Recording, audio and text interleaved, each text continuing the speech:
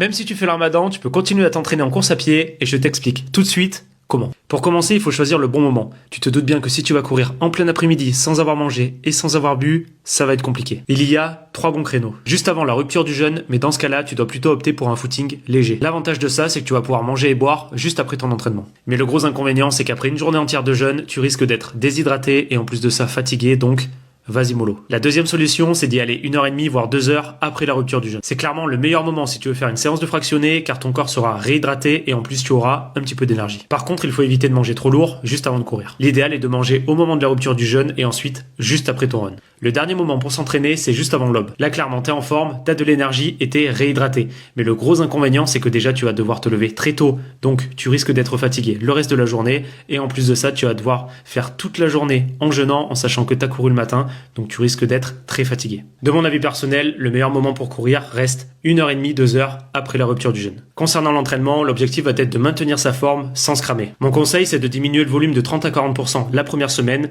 le temps que le corps se fasse au jeûne, et ensuite, petit à petit, réaugmenter le volume. Bien sûr, pendant cette période, on va éviter les grosses séances d'intensité et on va privilégier des jours entiers de récupération. Concernant l'alimentation et l'hydratation, tu peux commencer à la rupture du jeûne par boire de l'eau avec des dattes. Ensuite, l'objectif va être de faire le plein de glucides et de protéines, et aussi niveau hydratation, essaie de boire entre 2 et 3 litres entre la rupture du jeûne et l'aube. Pour finir, et vraiment un des points essentiels, ça va être le sommeil. L'idéal va être d'avoir entre 6 et 8 heures de sommeil, et si malheureusement tu ne peux pas atteindre ces heures-là, je te conseille de faire une petite sieste dans la journée, si bien sûr tu en as les moyens. Donc, entraîne-toi intelligemment et écoute ton corps, alimente-toi et hydrate-toi correctement, et essaye d'optimiser ton sommeil. Dis-moi dans les commentaires comment tu t'entraînes pendant cette période du Ramadan.